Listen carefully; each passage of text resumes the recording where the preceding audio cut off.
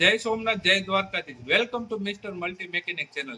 મિત્રો, આજે આપણે વિડીયો લઈને આવ્યા છીએ કે મલ્ટીમીટર થી ઇગ્નિશન કોઇલ કઈ રીતના ચેક કરવું. ઘણા મેકેનિક મિત્રોને ખ્યાલ નથી હોતો. તો ચાલો મિત્રો. તો મિત્રો, આપણી પાસે છે હીરો હોન્ડા સ્પ્લેન્ડર ની બે કોઇલ, એક જૂની કોઇલ છે અને એક નવી કોઇલ છે.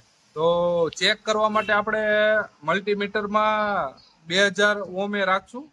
2000 ઓમ છે એટલે પેલા આપણે જૂની ચેક કરશું, પછી નવી ચેક કરશું કોઇલ. તો 2000 ઓમ છે રાખીને આ રીતના 2000 ઓમ છે રાખવાનું. એમાં આપણે લાલ વાયર અને કાળો વાયર પેલા હે ને આપણે જૂની કોઇલ ચેક કરી લઈ. જૂની કોઇલ માંથી આપણે લાલ વાયર છે તે આપણે જે સીડીઆઈ કોઇલ માંથી જે પાવર નો છેડો આવતો હોય ત્યાં રાખશું, અને એક કાળો વાયર છે તે આપણે અહીંયા રાખશું. તો મિત્રો, જો 1 થી 6 લગીન જે રીડિંગ બતાવે એટલે સમજી લેવાનું કે કોઇલ ચાલુ છે. એ 6 ઉપરથી રીડિંગ જાય તો આ કોઇલ ખરાબ હોય. હવે આપણે નવી કોઇલ ચેક કરી. નવી કોઇલમાં પણ આપણે એ જ રીતના બતાવવું જોઈએ, કારણ કે જો જૂની કોઇલમાં બતાવે એ રીતના. તો આપણે લાલ વાયર અહીંયા રાખશું, કાળો વાયર અહીંયા. જો આમાં પણ એ રીતના બતાવે 1 થી 6 ની રીડિંગ આવે એટલે કોઇલ ચાલુ છે.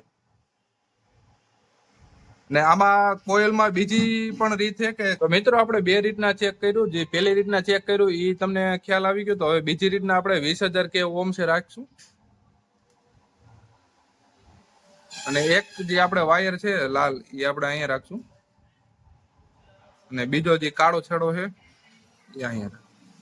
તો મિત્રો, આમાં 1 થી 10 લગીન જે રીડિંગ આવે એટલે સમજી લ્યો કે કોઇલ ચાલુ છે. પછી 10 ઉપર રીડિંગ જાય તો કોઇલ ખરાબ હોય. આ 1 થી 7 છે એટલે આ કોઇલ ચાલુ છે. તો આપણે નવી. તો મિત્રો, એક વાયર આપણે લાલ નો છેડો અહીંયા રાખશું, અને બીજો જે આપણે પ્લગ નો વાયર છે ત્યાં રાખશું. જો મિત્રો, રીડિંગ જોઈ શકો છો. 1 થી 10 લગીનમાં રીડિંગ આવવા જોઈએ. આમાં જેમ જે રીતના બતાવ્યા મિત્રો, આ એ રીતના રીડિંગ બતાવે એટલે તો સમજો મિત્રો કોઇલ ચાલુ છે. અગર જો નકર કોઇલ ફાટી ગયેલી છે તો રીડિંગ તો એની જેટલા જ બધા ફાટેલી છે તો બદલાવી પડે. કોઇલ ફાટેલી ન હોય ને રીડિંગ તમે મલ્ટીમીટરમાં ચેક કરો તો આ રીતના બતાવે. તો મિત્રો, મારો વિડીયો તમને કેવો લાગ્યો? લાઈક, શેર, સબસ્ક્રાઇબ કરતા રહીજો.